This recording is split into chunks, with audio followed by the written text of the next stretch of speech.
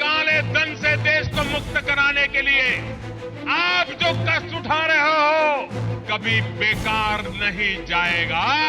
देश सोने की तरह तप करके बाहर निकलेगा।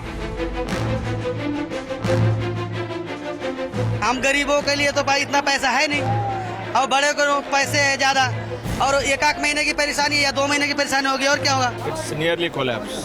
It's nearly collapse. Not a single customer is coming inside. कोई ना लेता ना देता, ये सारी गोभी सब ऐसे पड़ी, गाड़ी अब 5 बजे क्या ऐसे ही पड़ी है। भ्रष्टाचार कहाँ पर बंद हो रहे हैं? भ्रष्टाचार कहाँ जा रहे हैं? भ्रष्टाचार और बढ़ गए हैं। थोड़ा सा धंधा में लोगों के पास पैसा नहीं, इसके लिए अगर हमारे पास प्लेटियम होता था, ये बैंकिंग होता तो हमको कोई फर्क नहीं पड़ता था। मालिक कहता है काम करेगा तो मैं 500 का नोट दूंगा, और मेरा बैंक में खाता भी नहीं है और ना मेरे पास कोई आईडी है। आप बताओ मैं कहाँ जाऊँ 500 का नोट लेकर? ये सोचना चाहिए था कि भैया क्या हो गया तमाशा, ये पैसे तो बैंक में डालना चाहिए था पहले, बाद में तुमने को जो करने का तो वो करना था। ट्रीटमेंट जांच के लिए आए हम, जांच वाले ले ही नहीं रहे, अब हम खुले कहाँ से लाए?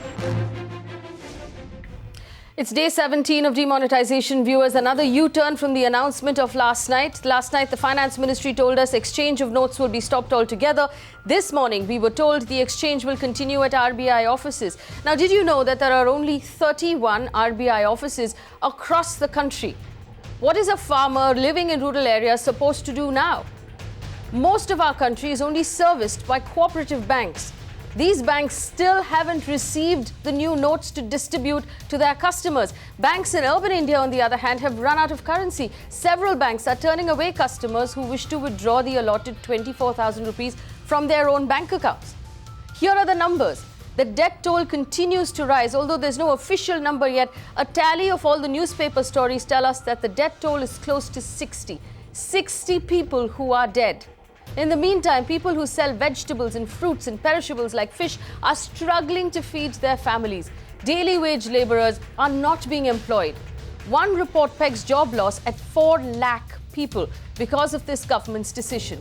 Gold, equity, real estate are all down, leading to a loss of net worth to average Indians who've invested in these assets. The question we're asking tonight, viewers, is this too much pain for too little gain?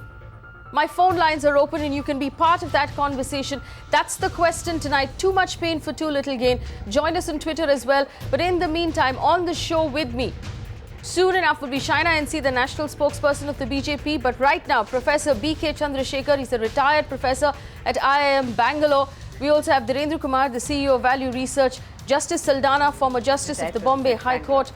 Brinda Jagirdar is an economist who joins us from Mumbai. I want to welcome all of our panelists to the show this evening. The big question we're asking, is this war too expensive? Thank you. Dhirendra Kumar, we talked last night when we received a circular from the Finance Ministry telling us that we could no longer exchange notes. This morning we were told the RBI offices will exchange notes. The flip-flop, the confusion continues, causing even more panic, causing even more pain.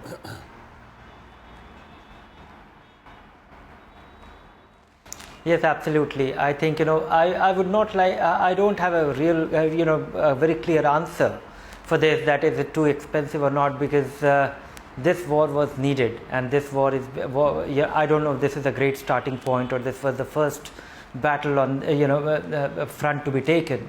But yes, I see that, a lot of people suffering, the misery of people in remote areas, and I have had some first-hand experience which looks very grim. There are certain part of the economy which has where the demand and the supply has completely collapsed. That looks very alarming. But I don't really. I still think that this is a war worth fighting for. Maybe things improve, or things require being dealt with on a war footing more aggressively in terms of easing the pain. Well, Dhirendra, let's talk about the manner in which this war is being fought. If we all agree tonight that we have to remove black money from our system. But the manner in which it's being fought, where we're losing jobs, where businesses are under stress, small businesses are shutting shop. We understand that there are businesses that manufacture smaller products like toys and leather and clothes that are actually closing down because they're not in a position to pay their labor. What is the price then that we are paying for this war?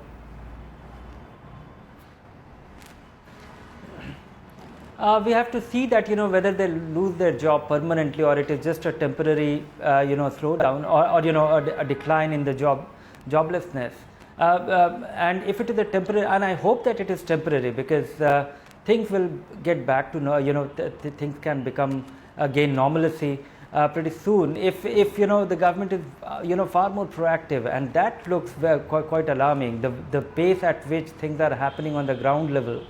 That we are still the privileged lot. We have the credit card, we have the debit card, we have access. We are still able to buy most of the essential things with our with the money in the bank, and we don't even have to go to visit the bank. Somehow even the bank treats us in a slightly privileged manner. So we are unable to experience the real thing. But I can tell you that little ahead of Delhi, 30 kilometers from now, I see a complete disappearance of the market, the collapse in consumption, the collapse in activity, and that definitely means productivity and people not losing their income. That definitely looks very grim, and something needs to be done far more aggressively, far more intensity, and there has to be a war to restore normalcy on that front. We bring in Professor B.K. Chandrasheka. Professor Chandrasheka, tell us where you stand on this battle that we are fighting right now. And I want to focus on the issues being faced by regular Indians, by average Indians, people who work in our cities, people who work in rural India, who drive autos, who drive taxis, who work in the sabzi mandis. What sort of impact are you seeing? Can't hear you properly.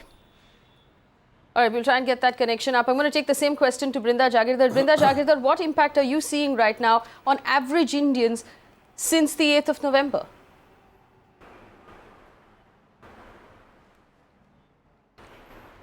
This measure has sucked out 86% of liquidity. This has affected 86% of liquidity in the economy. So clearly there would be some disruptions, but I would say these are temporary disruptions, and these are some things which we should be prepared for in the bigger war on black money, in the bigger war on funding for terrorism, in the bigger war on fake currency. Now the thing is, the average Indian doesn't mean just somebody who's living in the towns. This financial inclusion has expanded across the country. There are so many more smaller bank accounts which have been opened, and now we are moving to a cashless economy. The debit cards and credit cards, Paytm users, vegetable vendors use Paytm. I'm talking about Mumbai here in the suburban areas. They're using Paytm to pay to take money from the customers. Customers are paying through Paytm to vegetable vendors, to auto drivers, and there are taxis which are accepting. So we need to move away from business as usual. We cannot expect that things will continue to be the same. We will fight the war on corruption, on black money, on terrorist funding by having the things going the way they were earlier. So there would be some pain, I agree. There would be some kind of a small slowdown, but this is temporary. This is only the stock of money that is being affected. So long as the black money remains in the economy is not going to grow, and we are not fighting for this quarter or the next quarter. We are fighting for the long term. All right, and let me bring in Professor Chandrasheka, who can now hear us. Every single report, whether it's global or worldwide. All right, let me bring in Professor Chandrasheka, who can now hear us. Professor Chandrasheka, respond to what Brinda Jagirdar has said. She said that this is a temporary pain. We should be prepared to put up with it for the larger gain.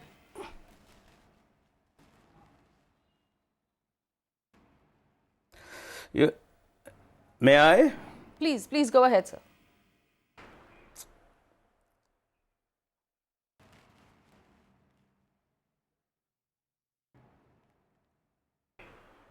Can you hear me now? Yes, I can hear you. Professor Chandrasheka, if you can hear me, go ahead.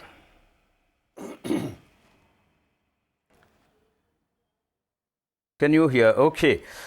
Listen, this whole argument that all this suffering is in the short term and medium term is not on.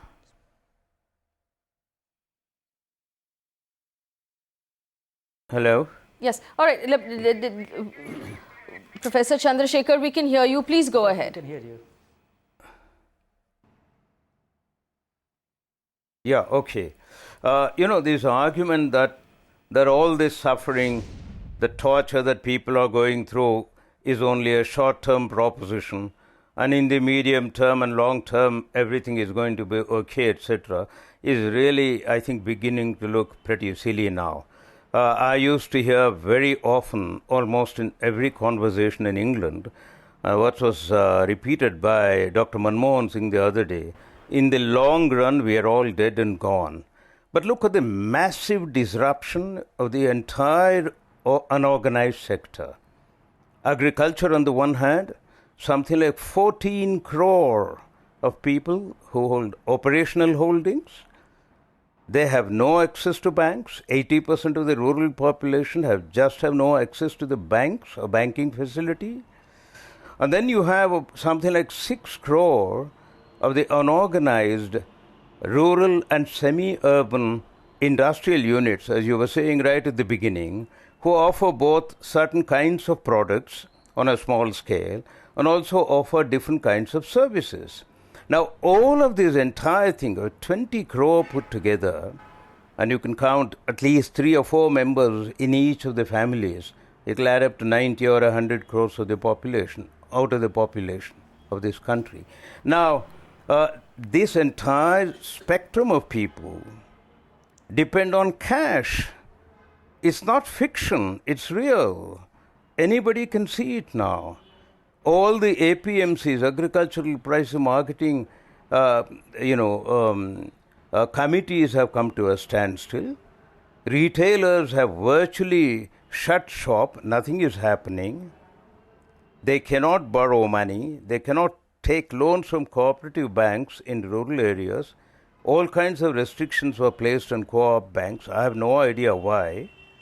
When they have no access to regular banking facilities, they should at least have the only institutional credit system that works there, the cooperatives. That has been shut out. Only now, in yet another modification or notification, they said they can give some loans up to a point and so on, and they can borrow money for seeds, but they should buy seeds only from the public sector. I mean, it's quite ridiculous, actually, Right. Until now, the tradition in the rural area, certainly in Karnataka, I can speak with some sense of authority, that seeds are bought by most farmers from the private sector. Whole agencies let me get responses to that, Professor Chandrasheka. Let me get responses to that, and I want to bring in Justice Saldanha here. Justice Saldanha, and I'm quoting here from a letter that was written to by the Maharashtra Cooperative Banks Federation to the RBI, saying commercial banks have refused to provide us with the currency support to urban cooperative banks. Cooperative banks have been left out for want of legal tender. Now, I also want to point out, Justice Saldanha, that in the execution of this entire move, there has been several things that are still left wanting. Faye, may I just start by pointing out that Professor Chandrasheka, whom I know very well and whom I have great respect, very rightly pointed out that in the long term we will all be dead. But thanks to this measure, we will all be dead in the short term. What do you mean? What I mean is that, now take my own case. Every morning I've got to go to 6 ATMs before I find one working. And the same applies to this morning. This is the center, urban center, Bombay, where we've got the Reserve Bank of India. And after all my effort, for 2.5 hours this morning, I can show you. I mean, this is all that I've got. Now, how do you expect? It's not a question of. I'm sorry, I cannot agree with this argument of short-term hardship. It's a matter of life and death. People are being destroyed. How does a jobless worker? How does he live from morning to evening if he has no work? What happens to the poor retailers in the markets? What happens to the wholesalers? The whole economy is now. The simple question is: was this avoidable or was it not avoidable?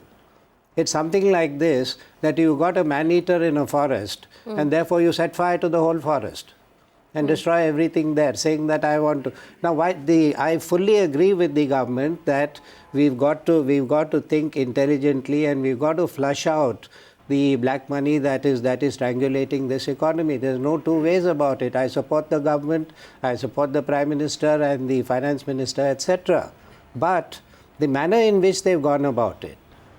Now this note that I've got since morning, I've not been able to use it. Now why did they not print the 500 rupee note first instead of the 2000 rupee? No answer. In fact, let's point out the fact that there's been a huge blunder with the print of the 500 rupee notes. There are two different versions doing the rounds in the market right now. The RBI has acknowledged the fact that there are two different versions because of a misprint, and they say the misprint was because it was being printed in a hurry. There was a rush. The notes needed to go out. Now there are two different versions, and the RBI says both versions can be effective. Shaina NC now joins us. Shaina NC, I'll respond to what Professor Chandrasheka and Justice Saldanha just said, that there are people, large portions of our country, who are suffering because of the move.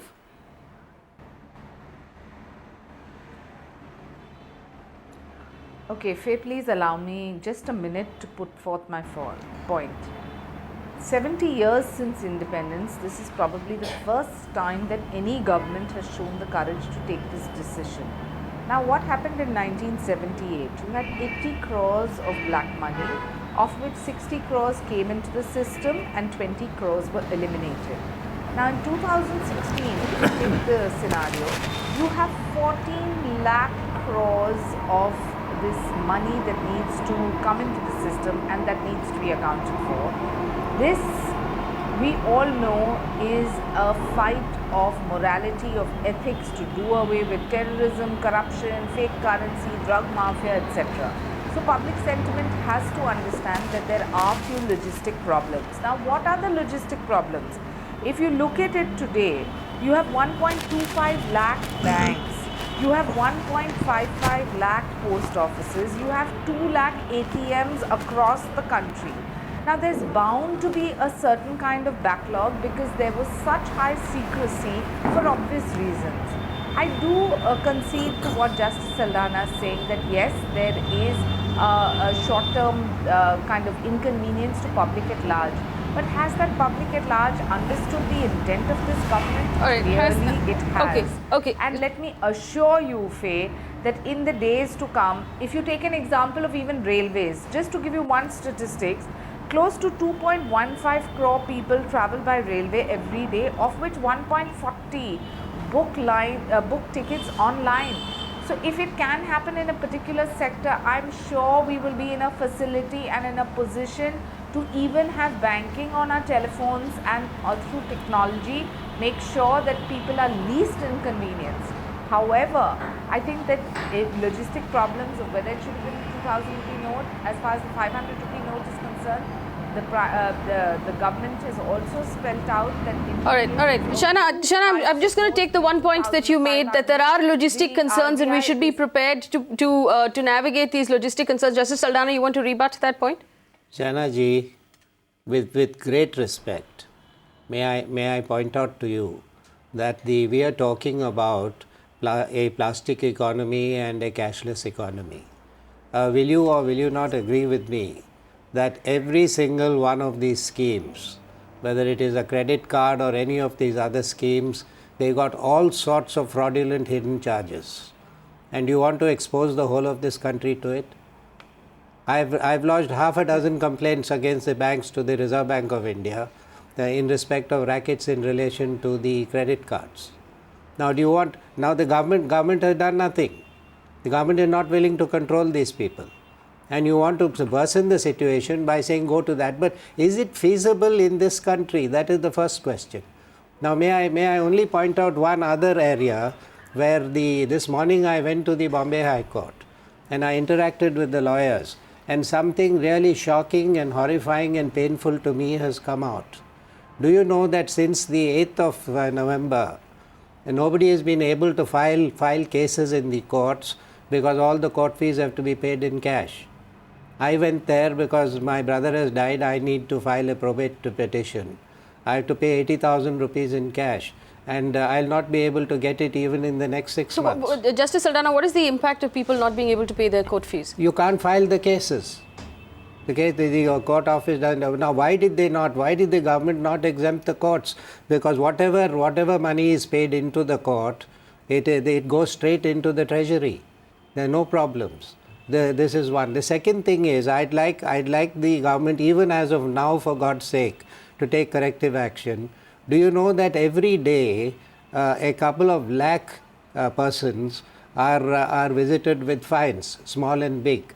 And if you don't pay the fine, you're put into jail. The jails in this country are bursting. All fines have to be paid by cash. Yes, they've got to be paid in cash and in the new currency. And the jails are bursting in this country. There are a couple of crore people who are in the jails by default. And the other part of it is that the bail orders also, I was a judge, but I'm sorry to say this, no judge, no judicial officer ever cares about the status of the poor accused. They turn around and say, oh, this is a serious offense, therefore a huge bail order. Now people can't avail of it, and they are also languishing in prison. Now, why were the courts not exempted? You give exemptions to municipal corporations, electricity bills, petrol pumps, all sorts of things. Should But this the not have courts been of the done? country accept all fees and all bail fines in cash, and that cash has not been able to be paid. I also want to point out that there are, according to numbers, 28.7 crore illiterate people in this country. How will they transact online? How will they transact on their phones? Brinda, Jagirdar, if we are talking about, and you pointed this out, Shaina also pointed it out, that people should be moved now to use banking. Now, the urban and the rural cooperative banks are the banking access to rural people. These banks have been left out of the move completely. I just spoke with the representative of the banking employees union who told us that neither urban nor rural cooperative banks have received any of the new legal tender. It has not come to them yet. So on one hand, we want people to move towards banking, but we are not even assisting the ones who already are in the banking system. I don't know if you've heard of banking correspondence and if that works with you. Let me also tell you one thing. Now, you've heard of Kenya. Kenya banking penetration is only about 2%, but 90% of the transactions are done on the mobile. And in India, we have more than 1 crore mobile handsets. So this whole argument of illiterate doesn't wash at all. People use their mobile phones to transact. In Kenya, for example, let me continue that example. They use their mobile phones through the M-Pesa, that's the app there, and they transact through that very, very conveniently, very, very quickly, and across the country for even small transactions this is used. Now we need to move to a system. We cannot have business as usual. Why should we keep on paying in cash? We should pay through a system which is transparent, which leaves a money trail, and I think that's very important. So if it can happen and don't forget that India is a young country. 65% of the population is under the age of 35. So we are a very IT savvy country, and there's no problem at all. If you help, yes, there is some financial literacy drive that is required, and people will be very happy to move out. I have heard scores and scores of stories where people are saying we are very comfortable, we are moving to payment through the online transactions or through Paytm or through apps, and there is no even small. I'm talking about small traders and small transactions being carried out. So let's not just say that this is the way we were doing and that's the way we will continue to do. All if right, we have Professor to fight this war Chandrasheka, on black money, we need to have different weapons with us. Professor Chandrasheka, is there a muddled definition here between black money and cash economy? If, from what I understand, 85% of the people who work in our country are paid in cash, that's not necessarily black money, is it?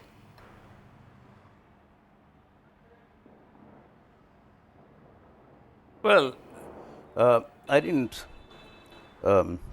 hear very clearly what you said, but you know, the fact is that out of the 86.4% of the 500 and 1,000 rupee notes that were in circulation, by common agreement, black money is estimated to be about 6% of that. Okay, I mean there may be different arguments, but by and large, 6% of that. Now, what are we chasing? I would like to know from the BJP spokesperson, with great respect, I'd like to find out What's happened to your commitment in the 2014 election manifesto? You said that you are going to bring back all the money that's been stashed away in foreign banks, offshore accounts, etc., and that you would set up a task force to find out how this should be done. This will be done on a priority. It's page 5 of the manifesto there. Okay? And you then said, we will do it on priority. In the election campaign, they actually said, Mr. Modi, now our Prime Minister, and others said, within 100 days of the government being formed, of us coming into power, we shall bring back all that money. You remember the other farcical part of it. I don't want to talk about it. That 15 lakh rupees will be deposited in every account. Let's forget about it. I mean, it's become a joke now. Let's forget about it. But you don't even talk about that money. One estimate clearly is that something like $152 billion, $181 billion of black money hidden in tax havens. That's the Indian money. Overall, I'm going to take this over to Shaina NC to respond to that. But first, I have Subramaniam on the phone line. I have Subramaniam on the phone line from Kolkata. Professor Chandrasheka, 1 second. Subramaniam, if you can hear me. You're after 6% of the rural sector. Right. Professor Chandrasheka, 1 second. Can I give you an example of the small-scale industries? What's happening in Karnataka? Professor Chandrasheka, I'll come back to you. Subramaniam is on the phone line from Kolkata. If you can hear me, go ahead. Yeah, good evening. Now, the Economist, Jagirdar in the panel, yes, opening remark, and also when she came for the second time, she said we should be moving towards cashless economy. Absolutely fine, I agree. And she also quoted example of India and Bombay, where people use various apps to make the transactions. This is, as far as urban India is concerned, is very fine. But there are, in India, we also have remote villages where they don't even have electricity. Now we are trying to pull them into the app mode of making transactions. They need to be educated first. First step is not you stop the supply line. You have to educate. All right, you have to educate people on how to use the banking sector before you push them to use the banking sector. We also know, of course, that Brinda, just to respond to what you said, Ms. Jagirdar, that there are about 2.21 lakh banking correspondents across the entire country. That's not enough to cover the entire unbanked part of India. Dhirendra, we've talked about this in the past. We've talked about the fact that so many people in our country are still unbanked. Was this the method to push them into the banking system?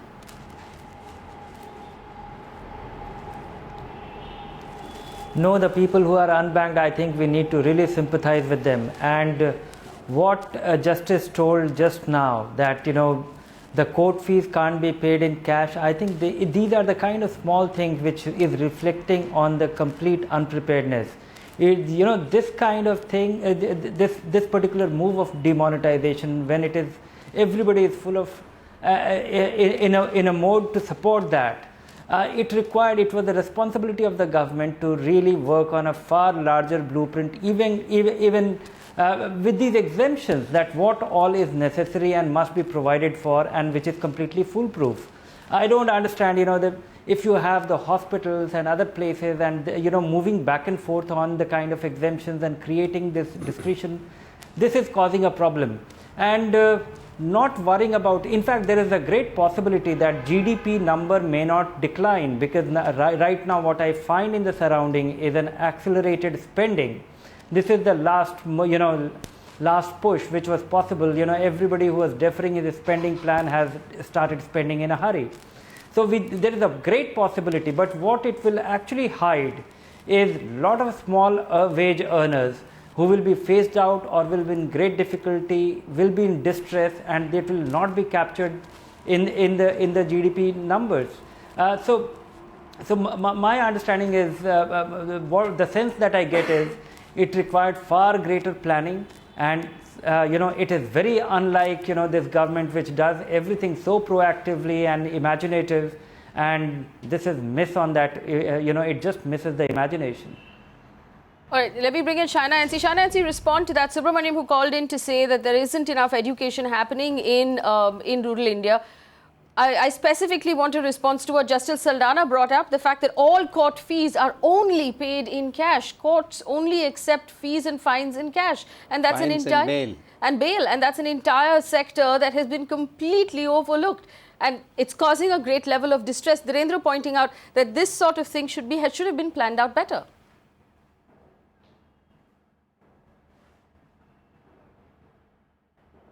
Well, Faye, I only want to say two things, that this is the transition phase. Now, is this decision taken on an impulse? No, it is a high moral ground, which is a battle of ethics, where we have clearly said that there is a transition phase, but moment we have GST implemented, income tax coming into the increase, the economy will clean up and we will be talking about remonetization. Now, as far as individual cases where there have been problems vis-a-vis courts, yes, I concede that yes, if you have to pay up X amount of money in cash, it may be difficult, but this is not like a permanent problem. Please do understand, every day as we speak, it's not as if there is no currency which is being doled out.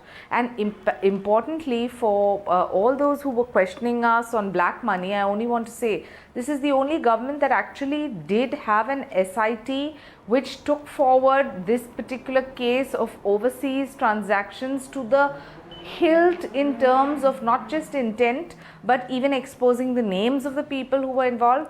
This is the only government that has said, even today as we speak, that 54,000 crores have been given to Jan Dhan accounts. Is that for the rich? No, it is for the poorest of poor, which goes directly into their bank accounts. I think we need to understand that yes, everything we do, there will be lacunas in the system, but it does take time. The Prime Minister has asked for 50 days. If Aam Janta, that is public at large, is saying that they stand in solidarity with this government on this war on black money, I don't understand why we should be only discussing 10% cases where there may be genuine cases of inconvenience which we are apologetic towards, but the 90% of larger good is something that needs to be discussed in a broader perspective, I think. All right, we'll bring up the larger good. I have Tarun on the phone line from Gurgaon. Tarun?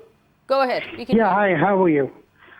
My thing is, most of this country is run by self-employed workers like painters, carpenters, massage therapists, doctors.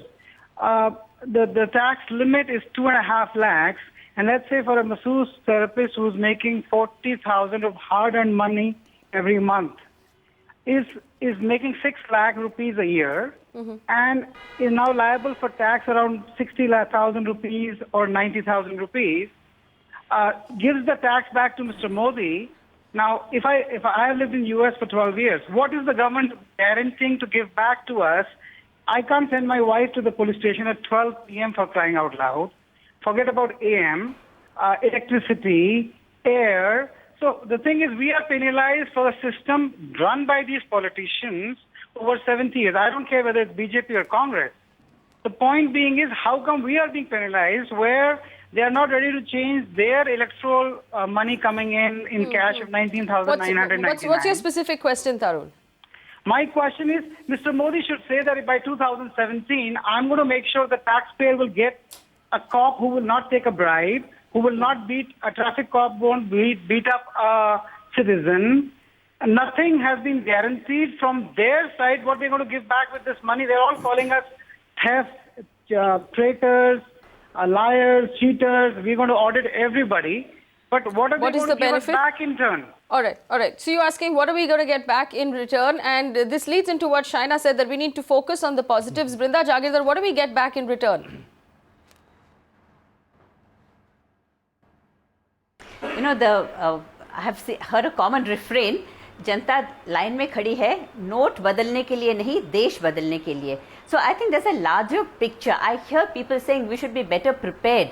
If somebody can specify what is the meaning of better prepared, you mean announce to the world beforehand, give notice to people so that they can take out their black money, then the whole objective is lost. And I think we have forgotten, we're not looking at the bigger picture, which is the corruption and the soul of the country is being destroyed by black money, by corruption, and the drug money, the terrorist financing. I mean, those are huge really very big issues. And of course, we need to clean up political funding also. But let us also remember these are just one in a series of measures which are being taken and which will continue to be taken to clean up the system. And I think we really need to Kumar, I want to bring in Dhirendra Kumar. Dhirendra disagrees with you. Brinda Jagirdar, Dhirendra disagrees with you. Dhirendra, that people are standing in line to change the country and that this is something people should be willing to put up with.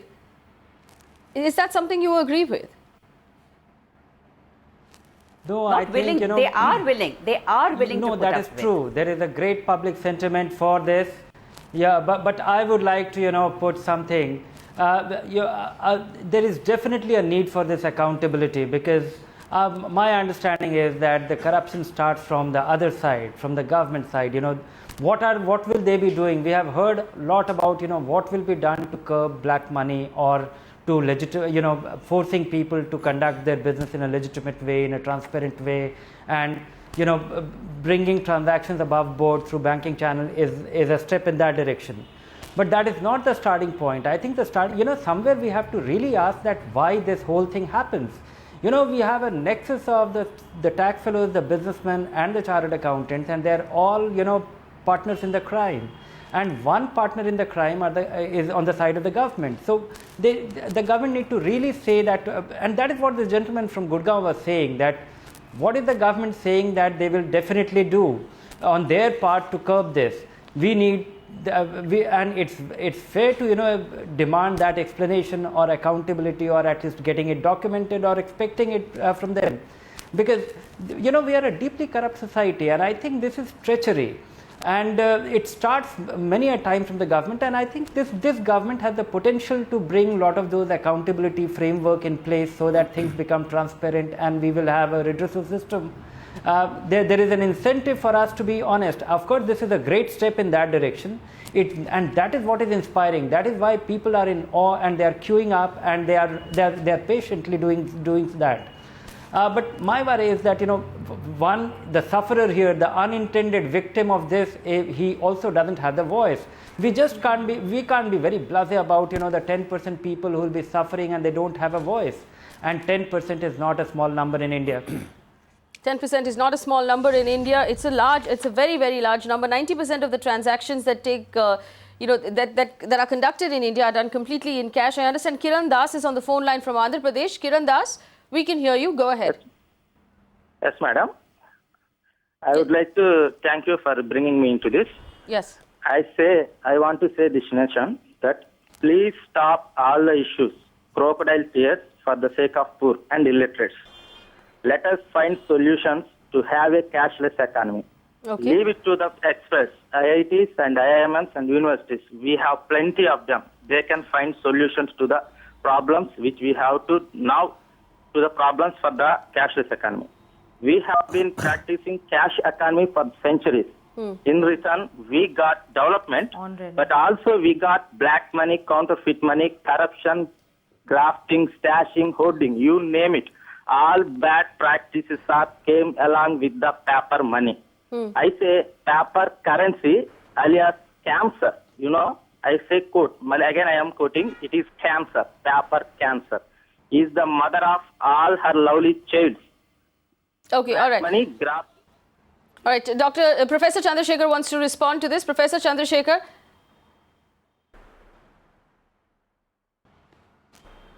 Yeah, well, I mean, two things. What prevented the government from continuing with 500 rupee notes and demonetizing 1000 rupee notes? That was eminently feasible. It would have avoided all this misery. You could still have printed all the currency required, and then come out with the same surprise element of which the BJP is making so much of dance and song and dance, etc. You could still have retained that. You could have demonetized 1000 and so on. But look, 18 notifications from the government of India until now, improvising what they say in the morning, by the afternoon, and later by the evening. It is enough to suggest, as our friend was saying there, the investment expert, that no rigorous exercise has been done. Somebody seems to have been in great political hurry to come out with something, What it is, God knows. What was the great hurry? You could still have kept the secret, planned it much better. Now you're attacking not black money, but 86% of all currencies, and 20 into 4 or 5 of the population of this country. I don't know what we are achieving. Nobody is opposed to the objectives of the government, even if we accept the stated objectives. There may be unstated objectives also, I dare say, but we'll ignore that. But I think it's so ill-planned. Every day something or the other is happening, including today. That's enough to argue that it wasn't necessary at all the way they did it.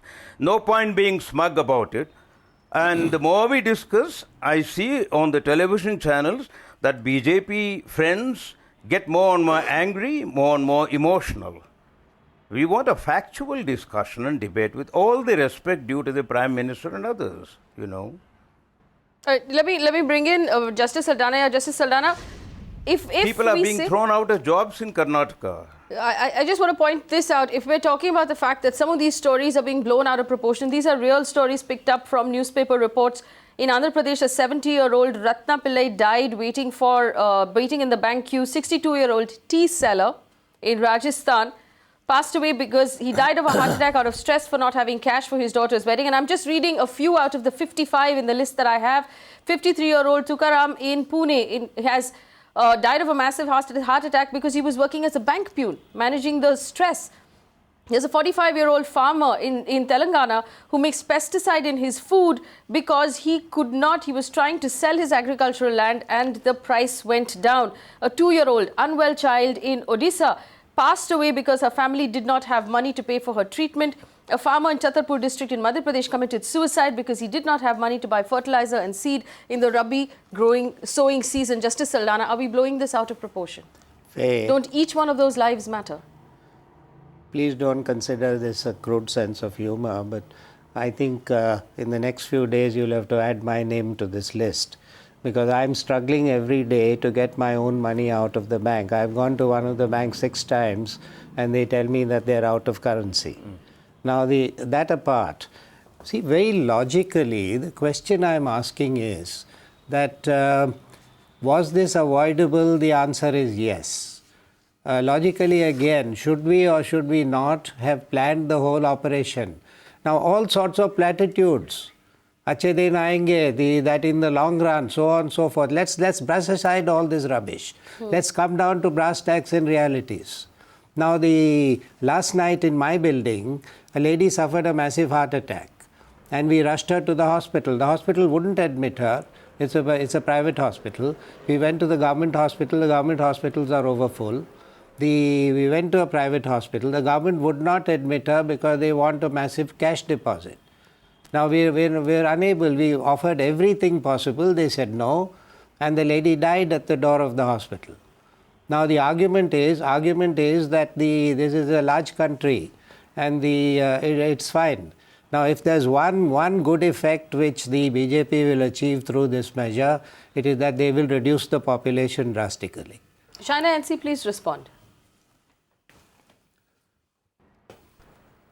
I'm quite sure about that.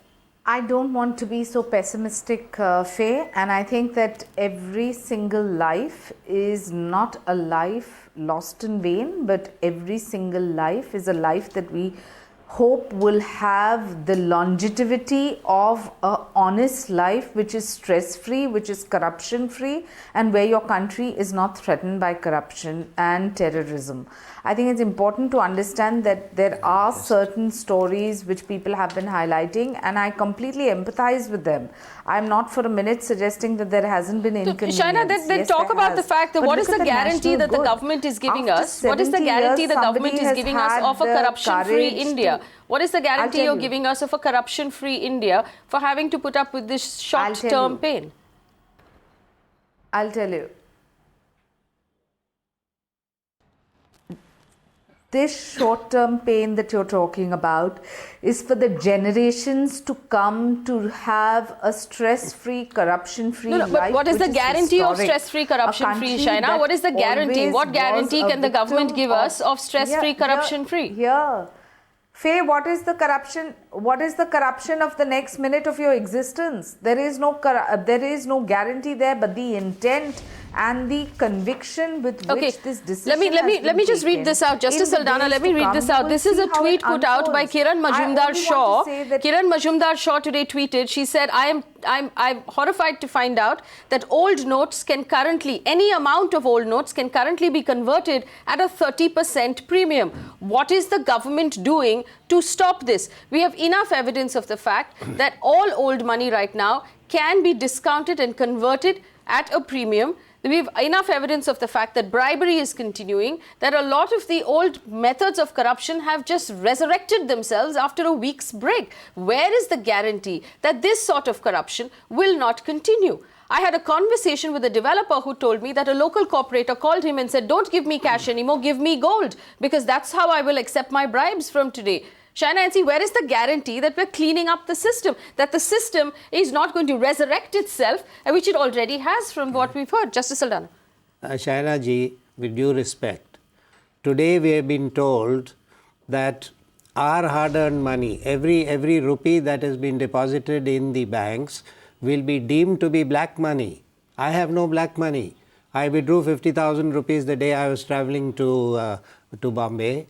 I couldn't use it. I went back. I've deposited it in my account. And today we hear this this horrifying news that all this money that is deposited in the banks, that this will be deemed to be black money. 60% of it will be taken away, and that the onus of proving that what I put back in the bank is white money and not black money is on me, which means that I got to pay a massive bribe to the ITO, because the ITO will say that I've taken it away, do what you want. Now, is this reducing corruption or increasing corruption, a measure like this? The second very brief point that I want to make is that you pointed out, see, let us not go by these figures. 6,000 crores and this, that, and so many lakh crores. This is all the accumulated money with the savings and the money which the honest people, the Aam Aadmi, will the government please make a public disclosure as to how much of this money belongs to hoarders and how much belongs to the Aam Aadmi? It is the total collection of the money that has gone into Absolutely. How much of this was money that belonged to Indian women and housewives who had kept it in their homes in case of emergencies, that now has had to be deposited in bank accounts, that we now understand, and our sister channel ET now broke that story, that the government will deem everything that we have deposited, even the disclosed amounts, and tax it at 60% and 90% on the undisclosed amounts. So, but Shaina, that question that has not been answered, where is the guarantee that the corruption will not come back? Can I just point out one more small thing?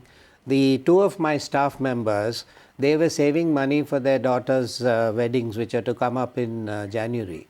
They had 10,000 and 20,000, which they went and, these were in notes, currency notes. They went and deposited them in the bank. And then they asked for it, they went to withdraw it. They've been told that all this, whatever money is deposited in the bank in cash, is frozen. It will not be given back. It won't be given back till the 30th of December. And after that, 60% of it will go. Now, these are salaried people. This is their own hard-earned savings. Their daughters' weddings have gone. Forget about that. I'm talking about the consequences of these measures. And are things improving, or are they becoming worse? Right. All right. Shaina NC, what is the guarantee that we will not have corruption come back in this country? What measures can the government take? What guarantee can the government offer us of a corruption-free India?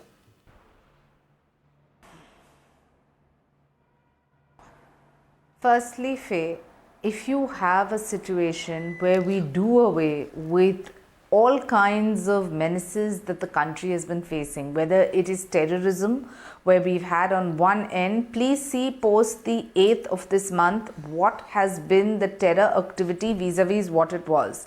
Moment you do away with this black money, you have that which is a great plus point for this country, which I think you need to concede. The drug mafia, what has happened there too? The currencies which were being fraudulently faked currencies in Pakistan, that has been done away with. Now you asked a fundamental question of corruption. Every single individual knows that when we are paying by check and when we are paying by card, how are you proposing to even pay a bribe? And how are you expecting that the government is not going to be vigilant enough, as has been in this particular case, to take precautionary measures? I think you want all the answers immediately. The Prime Minister has said that in this 50-day window and until the 30th of December, we will be in a position to ascertain and tell public where what money has come from, what is being used for agriculture, for infrastructure, what is going into Jan Dhan accounts, and what is the game forward. I think it's also important to understand that the budget which is being presented on February 1st is going to be crucial for public to have a greater understanding. The Economist on your team, Brinda ji, would be in a position to answer as to what she thinks is the role forward of the vis-a-vis the economy.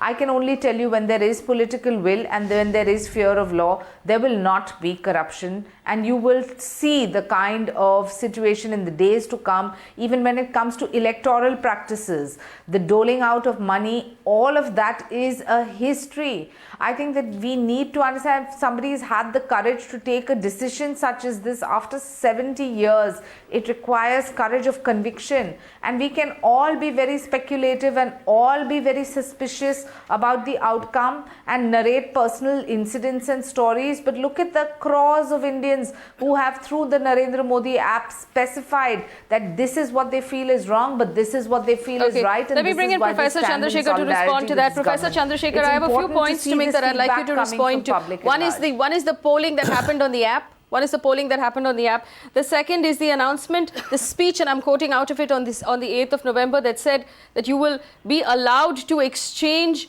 money up till the 28th, up till the 24th, the 25th of November to the 30th of December, the increase of exchange limit will be increased. That is something that we have flip-flopped back on, and I know that's causing a great deal of distress to people. But specifically with the app, Professor Chandrashekar, does it prove that Indians stand for this move?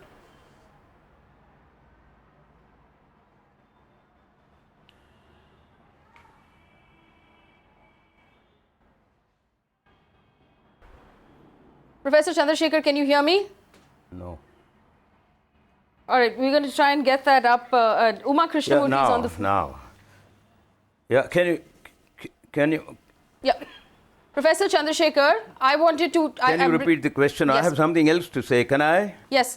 I also want to ask you about the app. Shaina just pointed out that the Prime Minister's app proves that people stand for this move.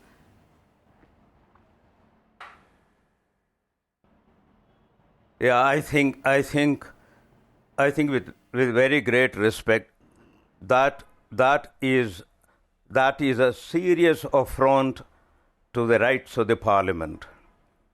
I don't think the Prime Minister should have used PM app to get what he believed was the opinions of the people. When the Parliament is sitting there, and often the Honourable Prime Minister sits in the office in the Parliament building, he doesn't go to Lok Sabha, then he goes to Rajya Sabha, doesn't speak, you get that opinion. You don't conduct a survey planned, designed and implemented by those in power. Any decent survey or referendum will have to be planned, designed and implemented by independent authorities. By all means, the spokesman of the government will have a voice in designing that and so on. But, here it was really bypassing the Parliament to get the so-called opinion. What kind of opinion? What are the questions? The 10 questions I looked at with all seriousness were all loaded questions, clearly designed to persuade people to come out with one kind of answer. That is beyond debate now. You look at that. All of us sitting here have done surveys in social sciences, but we don't do this kind of thing. When the Parliament is in session, the Prime Minister should simply have gone there. He could have made a preliminary statement and then left it to others in the cabinet to do that. That's another matter. But this kind of a survey referendum is done in Switzerland and some of the Scandinavian countries. Very, very occasionally elsewhere, if at all. And they have conducted these surveys opinions for constitutional issues, not for issues like this. So I am worried because this may now set a bad precedent. People in other states may begin to do this. Any party, any chief minister or other ministers say, look, I've got this opinion of the people, therefore I'll go ahead with that. I'm really worried, I'm not making a political point, but I'm really seriously worried of that particular thing.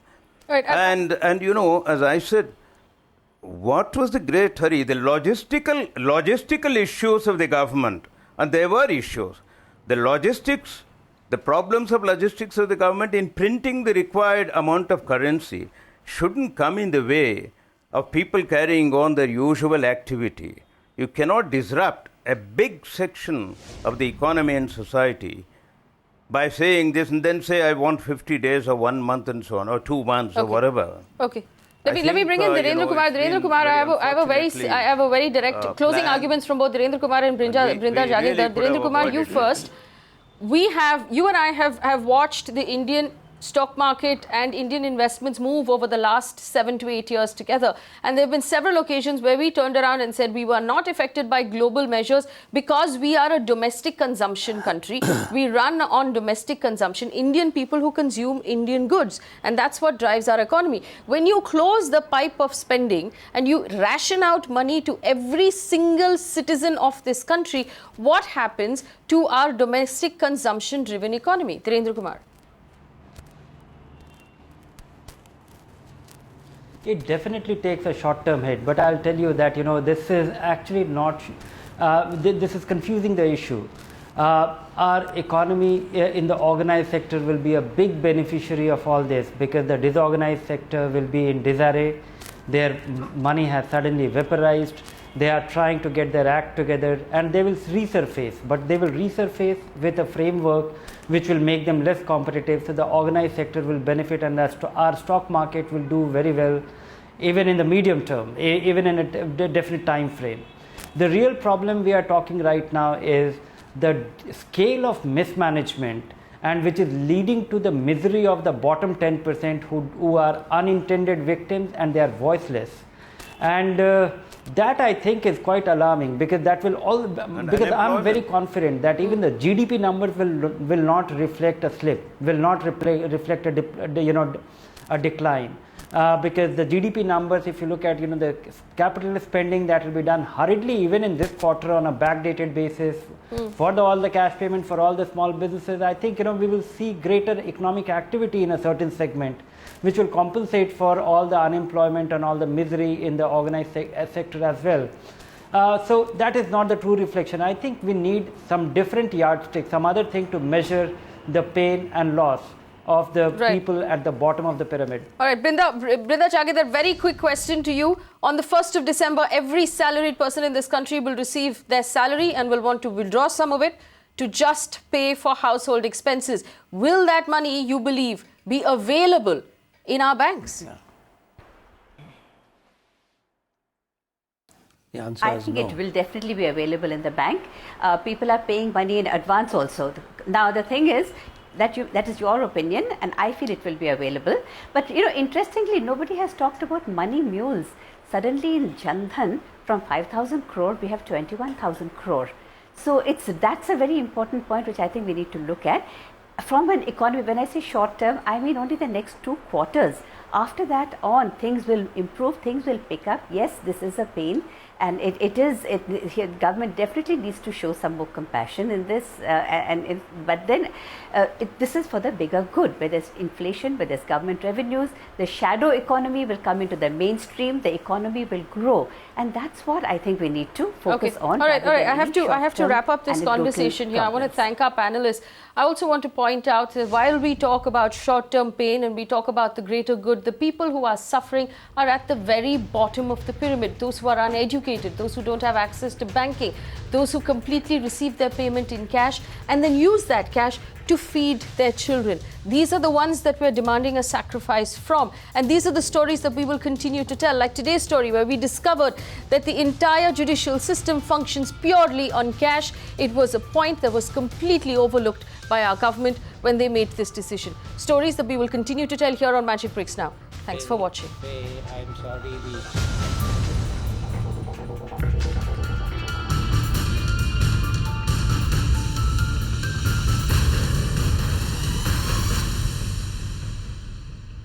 You can watch live TV on our website mpnow.in. Find us on Facebook at facebook.com/MagicBricksNow. And don't forget to click the like button. You can also follow us on Twitter at Magicbricks Now. To stay updated with all our programming, hit the subscribe button on our YouTube channel by logging on to youtube.com/MagicBricksNow.